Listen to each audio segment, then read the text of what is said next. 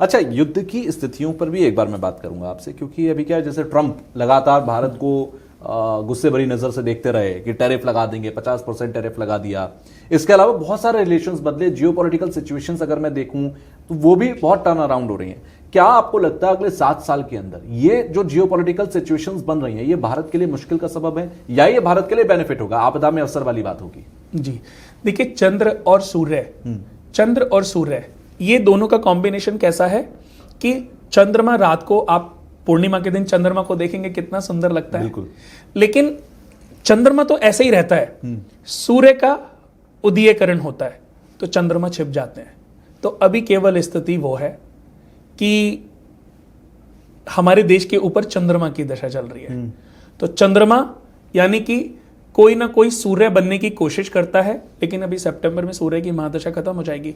अभी इस समय सूर्य के अंदर, चंद्रमा के अंदर सूर्य की ही अंतर्दशा चल रही है। ठीक है। सितंबर में जब चंद्रमा के अंदर सूर्य की अंतर्दशा समाप्त होगी तो मंगल की दशा, तो ऐसा दहाड़ करके ये देश उठेगा, ऐसा दहाड़ करके हमारे जो पीएम है, आपने बोला मेरे गूज़बम्प आ गए अभी से। हाँ, वो लाइफ के, वो देश के लिए डिसीजन लेंगे, आप कल्पना भी नहीं कर सकते, वो अकल्पनीय है। यानी 11 सितंबर 2025 ये वो तारीख है जहां से मैं देख पा रहा हूं कि मंगल की महादशा शुरू हो रही है। क्या ये जिस दिन पर मंगल की महादशा शुरू होगी ये इफेक्ट उसी दिन से दिखता है या आगे पीछे थोड़ा समय लगता है? ये मैं बता दूं कि जैसे हमने देखता है, जैसे बिल्कुल सेम आपका जन्म हुआ जी, आप बड़े हो गए, अब आपके ऊपर राहु की दशा चल रही है और वीनस की दशा, गुरु की दशा आने वाली है, और गुरु आपकी कुंडली में योग कारक है, आपकी काल पुरुष कुंडली है, मेष लगन कुंडली है, बृहस्पति भाग्य के घर में सुग्रही बैठे हुए हैं।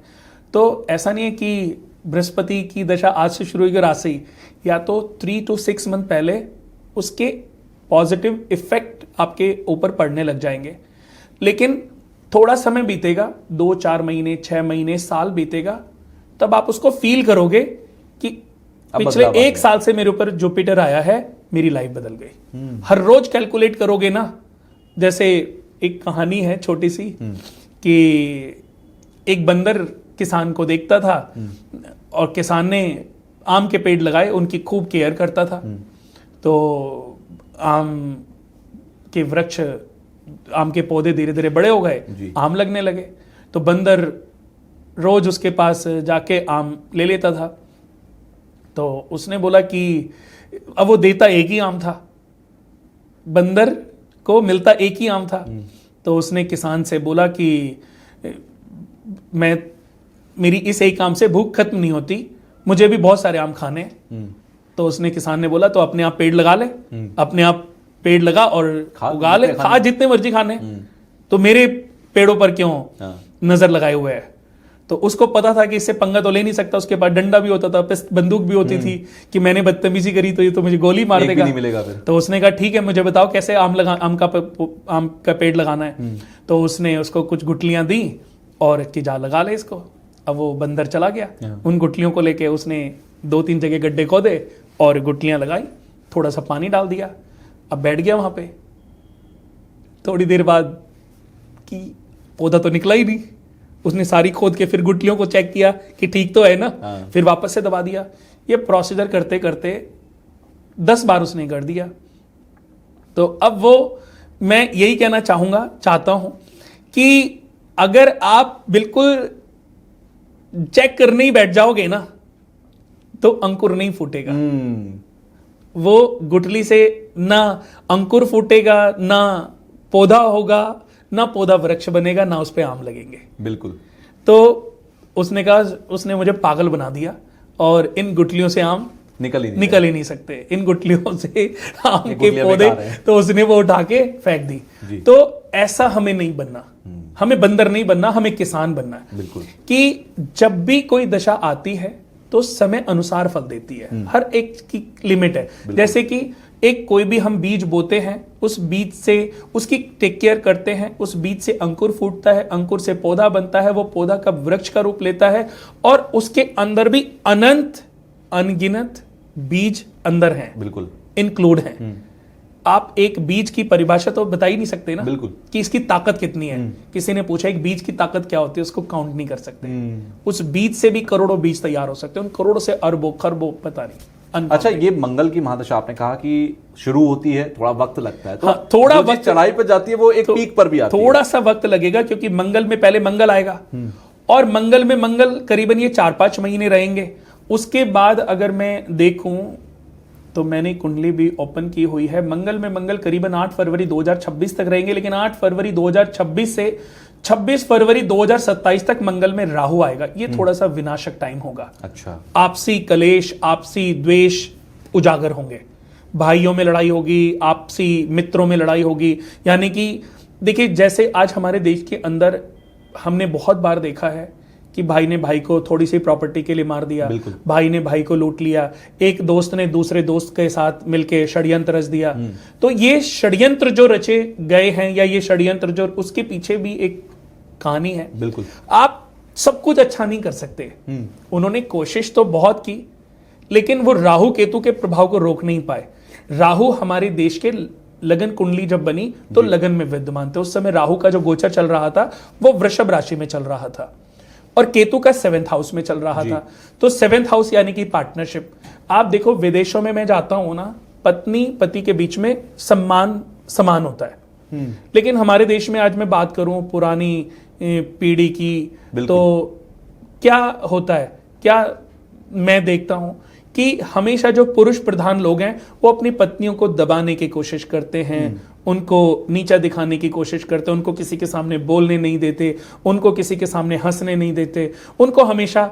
लेकिन जैसे जैसे ये दशाएं चेंज हो रही हैं जी, वैसे वैसे 7th हाउस यानी कि स्त्री जो है बढ़ चढ़ के आगे आ रही है, बढ़ चढ़ के पैसे कमा रही है, क्योंकि 7th हाउस का जो मालिक है वो मंगल है।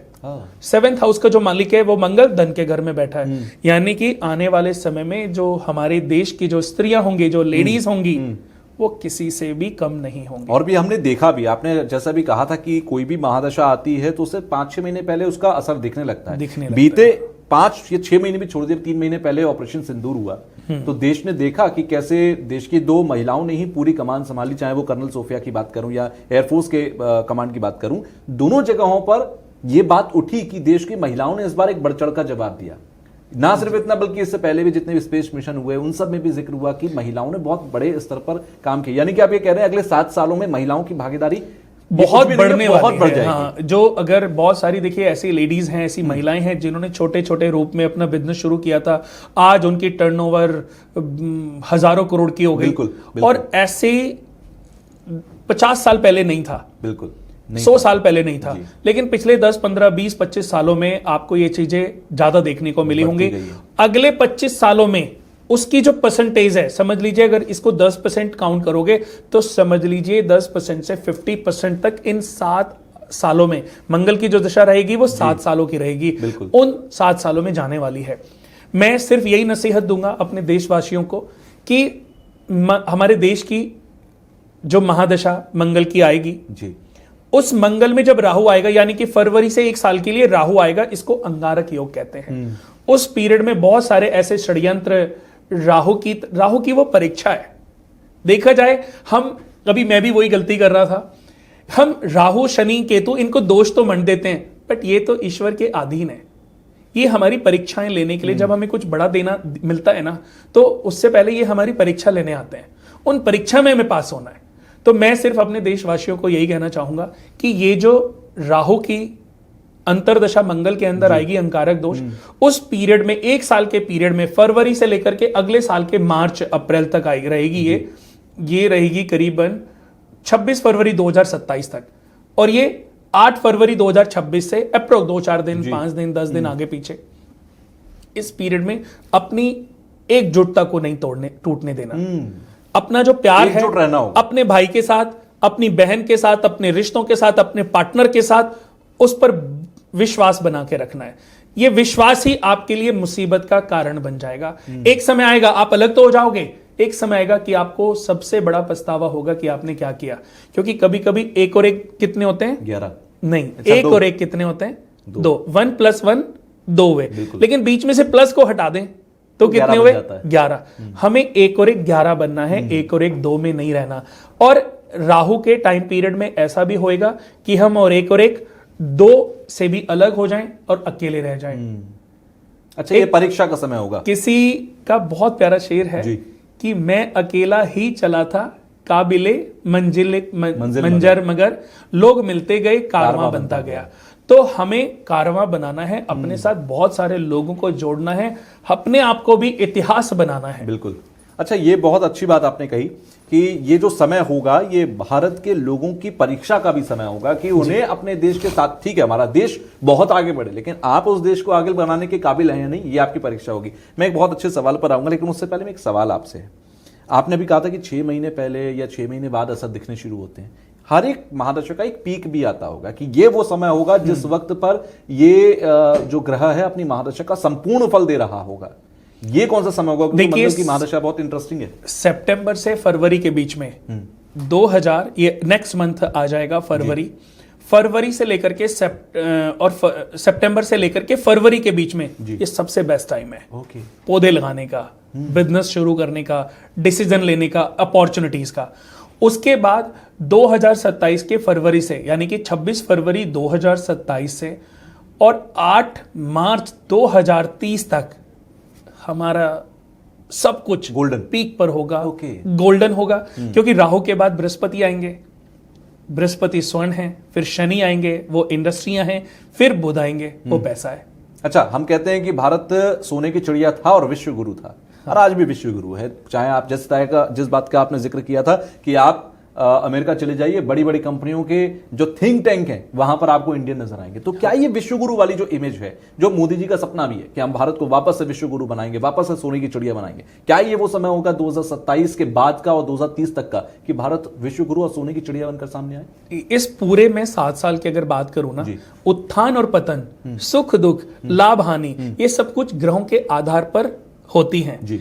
लेकिन अगर मैं एक बेसिक बात करूं तो ये जो कुंडली के हिसाब से जो ग्रोथ है इन 7 सालों में हमारा देश भारत पूरे वर्ल्ड के अकॉर्डिंग सबसे ज्यादा ग्रोथ करने वाला देश होगा। अच्छा, यहां पर मैं एक रेलेवेंस लेकर आता हूं। नास्ट्रेडमस ने एक भविष्यवाणी की थी और कहा था कि यही 21वीं सदी के शुरुआती जो साल होंगे, इन्हीं सालों के अंदर, इन्हीं दशकों के अंदर जो दुनिया का टॉप बना बैठा होगा उसका पतन होगा और एक नया देश विश्वगुरु बनकर उभरेगा। क्या ये समय, क्योंकि अमेरिका के बारे में लोग कह रहे हैं कि अमेरिका अपने पतन की तरफ है। हाँ, अमेरिका अपने पतन की तरफ है। अमेरिका देखिए आज मैं वहां के अगर राष्ट्रपति की बात करूं, ट्रंप की बात करूं, हर रोज कैसे डिसीजन वो ले रहे हैं, हर रोज वो ऐसे डिसीजन ले रहे हैं कि उनके लोगों की नजर में भी वो गिरते जा रहे हैं। बिल्कुल। यानी कि मैं कितने सारे अमेरिकन्स को मिला हूं, जैसे मैं जाता हूं ना, मेरे अमेरिकन्स भी बहुत क्लाइंट्स हैं। एस्ट्रोलॉजिकल भी वो ज्ञान लेते हैं और वास्तु की टिप्स भी लेते हैं जी। तो मैं इतने सारे लोगों को मिला हूं तो मैं पूछता हूं, ये मेरे भी जिज्ञासा रहती है, हर भारतीय की जिज्ञासा तो है। हर कोई ये बोलता है कि जब पिछली बार ट्रंप आए थे तो उन्होंने बिल्कुल अमेरिका को ट्रांसफॉर्म कर दिया था। बिल्कुल। लेकिन अभी जो ट्रंप आए हैं वो पहले वाला ट्रंप है ही नहीं। इसने तो अपने देश के लोगों को ही उजाड़ के रख दिया। इतनी हर रोज के डिसीजन, हर रोज की बातें शेयर मार्केट को तबाह करती जा रही। कितने बेचारे, देखो जो दुनिया के 10% लोग हैं, रिच लोग हैं, उनको कोई फर्क नहीं पड़ रहा है। बिल्कुल। उनके तो जी आज वो फर्स्ट नंबर पे थे, वो सेकंड पे आ गए, जी थर्ड पे आ गए, फोर्थ पे आ गए, बस इतना अंतर है। लेकिन जो गरीब आदमी ने 2 करोड़, 3 करोड़, 4 करोड़, 5 करोड़ अपने पूरे जीवन की जमा पूंजी, सोचो कि वो अगर बिल्कुल डंप हो गई हो तो आज उनकी स्थिति तो बिल्कुल जीरो हो गई। तो यहां पर जो निम्न श्रेणी के गरीब लोग थे, बेचारे जरूरतमंद लोगों ने जो शेयर में पैसे इन्वेस्ट किए हुए थे, उनकी बातों की वजह से, उनकी चीजों की वजह से वो लोग बेचारे बर्बाद हो गए। अच्छा, मैं एक चीज और पूछता हूं आपसे। हम आम लोगों की जिंदगी की भी अपनी अपनी, सबकी एक निजी कुंडली है, सब अपनी अपनी कुंडलियों के हिसाब से अपना जीवन जी रहे हैं, सबकी ग्रह दशाओं पे चल रहा है। अभी देश के जो हालात हैं, चाहे वो लैंडस्लाइड्स हों, चाहे वो प्राकृतिक आपदाएं हों, अभी एयर इंडिया का जो प्लेन क्रैश हुआ वो आज से पहले ऐसा कभी नहीं हुआ था, इतना भयंकर एक प्लेन क्रैश का मामला सामने आया। ये जो घटना पिछले 6 महीने में देखी, ये रुकेंगी या बढ़ेंगी? देखो, ये जो साल था ना, ये साल डेंजरस था क्योंकि ये साल अभी मंगल का था, इसलिए मेरा रिलेवेंस है। ये अभी तो समाप्ति की तरफ है और अभी कुछ अच्छे ग्रहों की स्थितियां ऐसी बनी हैं कि जिनसे शायद अब बड़ी मुसीबत से तो हमारा देश या ये पृथ्वी बची रहेगी। लेकिन फिर भी इसको नकारा नहीं जा सकता कि कोई मिसहैपनिंग ना हो। जैसे कि इस साल के जो अंक की बात करूं तो ये मंगल का साल था, बिल्कुल, यानी कि पूरे साल का जो टोटल है वो 9 है जी। और जो 2025 के जो लास्ट की मैं बात करूं जी 25 की, तो वो अंक हुआ 7 जी।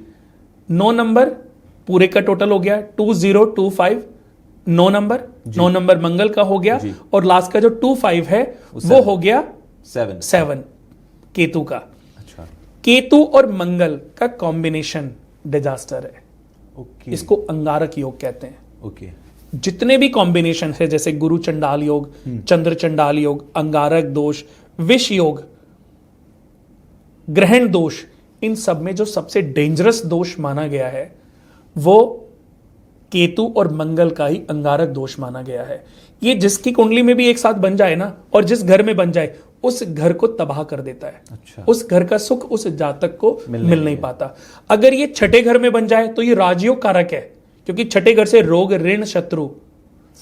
ऋण शत्रु, मुसीबतें, परेशानियां, षड्यंत्र, जादू टोना, तंत्र मंत्र, नेगेटिव सारी चीजें देखी जाती हैं। मामा मौसी का विचार किया जाता है। ऐसे व्यक्ति के मामा मौसी भी बर्बाद रहते हैं। ओके। वो कभी तरक्की नहीं कर पाते।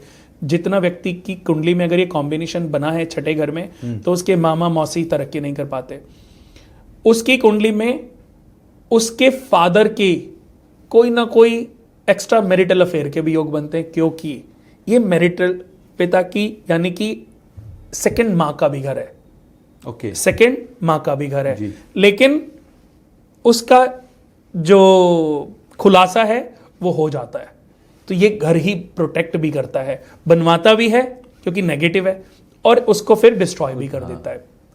मैंने कई बार ऐसी कुंडलियों के बारे में स्टडी की है, और कम से कम एक नहीं, कम से कम 20, 30, 40 कुंडलियों पे ये स्टडी की है, और मैंने 90% ये पाया है कि जो मैं सोचता हूं वो कहीं ना कहीं सच है। मैंने सबके सामने बात नहीं करी, पर मैंने हस्बैंड को जरूर पूछा, मैंने आपकी लाइफ में कभी कोई, तो कह रहे हाँ एक टाइम था ऐसे लेकिन थोड़े समय बाद ही वो बीवी को पता चल गया और बड़ी मुसीबतें, घर टूटने से, तो चीजें होती हैं। तो सब कुछ लिखा तो कुंडली में है, बट हमें ऐसा नहीं कुंडली में लिखा है तो हमें वही करना, हमें अपने आप को प्रोटेक्ट करना है। तो इस साल का जो अंक है ना वो डेंजरस अंक है। तो अंगारक योग इस साल बन भी गया। देखा जाए कि मार्च, अप्रैल, मई, जून, जुलाई, 28 जुलाई तक ये कॉम्बिनेशन बना हुआ था।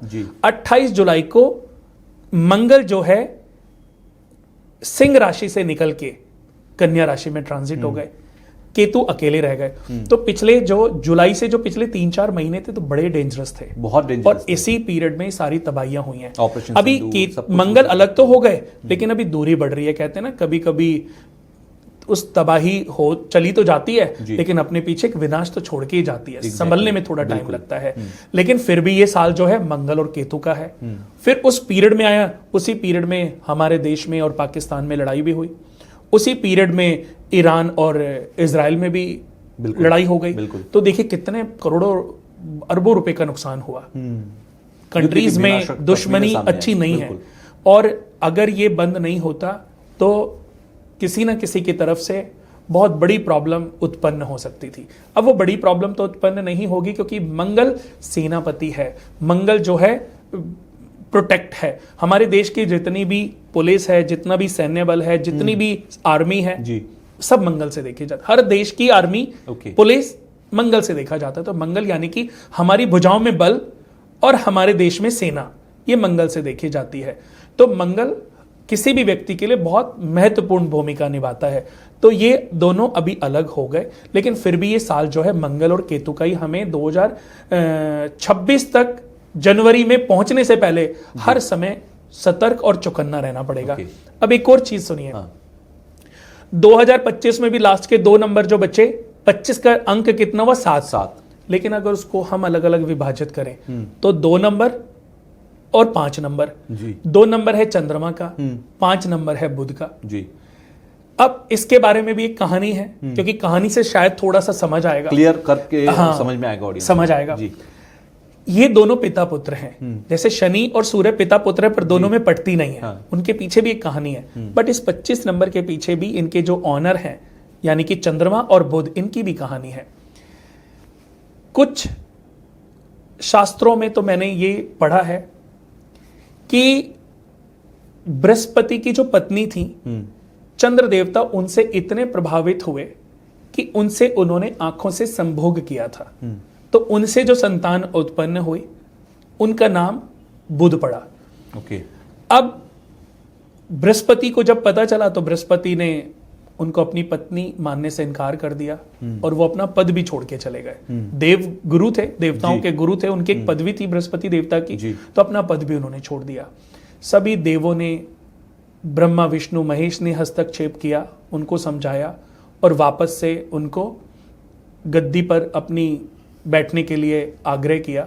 उन्होंने स्वीकार तो कर लिया। उनको यह भी शर्त दी कि चंद्रमा की राशि में, चंद्रमा के घर में बृहस्पति को उच्च का स्थान मिला। 4 नंबर में अगर किसी के भी चंद्रमा बृहस्पति बैठ जाए ना, उच्च के होते हैं। लेकिन आपको मैं बता दूं कि बृहस्पति एकमात्र ऐसे ग्रह हैं, अगर किसी भी जातक की जन्म कुंडली में उच्च के बैठ जाए फिर भी उस घर की हानि करते हैं। जहां पर बैठेंगे वहां की हानि करेंगे। जिस घर में उच्च के बैठेंगे उस घर की हानि करेंगे। एक बार अपयश जरूर देंगे। जहां जहां दृष्टियां होती हैं वहां से राजा बना देते हैं। कहते हैं ना, बृहस्पति की तो स्वर्ण की दृष्टि जहां पड़ जाए स्वर्ण हो जाए। बिल्कुल। तो बृहस्पति की दृष्टियां तो बहुत ही अद्भुत हैं। बृहस्पति की अपने से 5वीं, अपने से 7वीं, अपने से 9वीं 3 दृष्टियां होती हैं। तो बृहस्पति देवता ने भी बुध को अपना पुत्र नहीं माना जी। बृहस्पति की पत्नी ने भी उनको नहीं अपनाया, चंद्र देवता भी छोड़ के चले गए। अब बुध को किसने पाला? जब पैदा हुए कुमार थे तो राहु ने उनको देखा तो उनको पालन पोषण किया। 6 वर्ष तक राहु बुध के साथ खूब एंजॉय करते थे। देखा जाए राहु और बुध के जो नेचर है दोनों सिमिलर से हैं। बिल्कुल। अगर आपका राहु खराब है ना तो आप पन्ना पहन लो, राहु कभी नुकसान नहीं देगा। अच्छा। आपका राहु खराब है, राहु की महादशा चल रही है, आप पन्ना पहन लो, राहु कभी नुकसान नहीं देगा। राहु आपको अपने पुत्र जैसा समझेगा। अब बुध जब 6 वर्ष के हुए तो उनको शिक्षा दीक्षा की जरूरत थी, क्योंकि कुमार थे, छोटे थे और बहुत ही चंचल थे, उठापटक बहुत करते थे। अब राहु को लगने लगा कि यार ऐसे तो ये गलत संगत में पड़ जाएंगे और चीजें मतलब दुराचार ही ना हो जाएं। तो उन्होंने शुक्राचार्य जी के से रिक्वेस्ट की और उनके पास उनको शिक्षा दीक्षा के लिए छोड़ दिया। तो इनको जो शिक्षा दीक्षा दी वो शुक्राचार्य जी ने दी। और बाद में शिव भगवान ने इनको ग्रहों में स्थान दिया। सबसे कम आयु इन ग्रहों में अगर किसी की है तो वो बुध की है। बुध को कुमार भी कहा गया। कुमार यानी कि छोटा बच्चा होता है ना, जैसे राजा महाराजाओं के कि ये कुमार है, राजकुमार है, राजकुमार है। तो ऐसे ही ग्रहों में राजकुमार कुमार कौन है? बुध ग्रह। बुध ग्रह। तो अब बुध जब युवा हुए तो बुध ने भी चंद्र देवता को और बृहस्पति देव की जो पत्नी थी उनको अपनी माता और अपना पिता स्वीकार किया ही नहीं। ओके। अब बुध का एक नेचर है, अगर चंद्रमा के साथ बैठ जाएं स्किन डिजीज देते हैं। जितने भी लोगों को स्किन से रिलेटेड प्रॉब्लम है तो आप सबसे पहले ये देखें कि आपका चंद्रमा बुध से तो पीड़ित नहीं है, बुध के साथ तो युति बना के नहीं बैठा है, तो आपको स्किन डिजीज होने लगेंगे। अच्छा। स्किन से रिलेटेड प्रॉब्लम, ब्रेस्ट कैंसर या स्किन से रिलेटेड कैंसर या बहुत सारी फंगल फुंसी, बहुत सारे इन्फेक्शंस आपको मिलती रहेंगी। चंद्रमा के घर में बुध उस घर को खराब कर देता है। चंद्रमा के साथ बुध की युति डेंजरस होती है। बुध के साथ भी, बृहस्पति के साथ भी बुध की युति बिल्कुल अच्छी नहीं मानी गई। बुध सूर्य के साथ बैठ जाएं राजा बना देते हैं जी। सीएम पीएम बनाते हैं, आदित्य योग होता है, दुर्लभ योग। मंगल के साथ बैठ जाएं सबसे बड़ा बिल्डर डेवलपर हो जाता है। शनि के साथ बैठ जाएं सबसे बड़ी इंडस्ट्रियां होती हैं। एक्चुअली देखा जाए तो बुध लिक्विडिटी है और बुध एक नपुंसक ग्रह भी है और चापलूस ग्रह भी है, बेपैंदी के लोटे भी हैं। जो भी पीएम होगा मैं उसका हूं, उसी के साथ है। पैसा तो उसी के पास, लिक्विडिटी है, लिक्विड है। जो पीएम की सीट पे बैठा है बस उसके साथ है।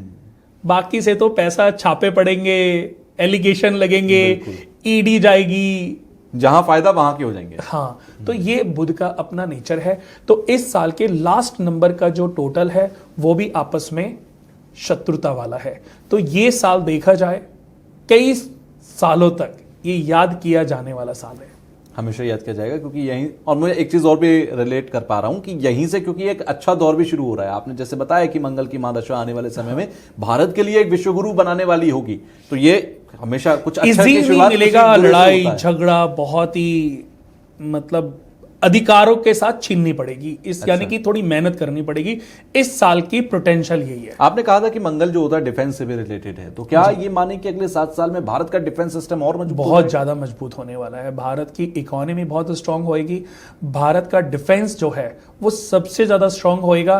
कि जैसे आज के समय पे तो कोई थोड़ी बहुत बातें कर भी देता है, जी, अगले 7 साल में इतना स्ट्रांग हो जाएगा कि कोई भारत के बारे में शायद, अभी मैंने ना कुछ कंट्रीज का पासपोर्ट ऐसा देखा है कि किसी भी कंट्री में वो जाएं तो एकदम से एक्सेस है, उनको कोई वीजा एडवांस लेना नहीं पड़ता, ऑन अराइवल वीजा है। जैसे यूएस का हो गया, यूके का हो गया, जर्मनी का हो गया, बहुत सारी कंट्रियों का है।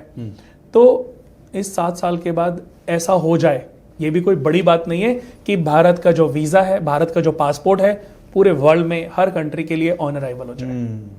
भारत का बच्चा कहीं भी जाए उसका स्वागत ही होगा। अगर आपको ये क्लिप पसंद आई है तो आप इसका पूरा पॉडकास्ट जरूर देखिएगा। उसका लिंक आपको डिस्क्रिप्शन बॉक्स में मिल जाएगा और वहां जाकर आप इस लिंक पर क्लिक करके फुल पॉडकास्ट को देखिए, एंजॉय कीजिए। कमेंट बॉक्स में मुझे जरूर बताइएगा कि आपको जो कुछ पॉडकास्ट में बताया गया वो कितना सटीक, कितना बेहतर, कितना नॉलेजेबल लगा, आपकी लाइफ में कितना वैल्यू एडिशन इसका हुआ। तो पूरा पॉडकास्ट देखकर फीडबैक देना बिल्कुल मत भूलिएगा।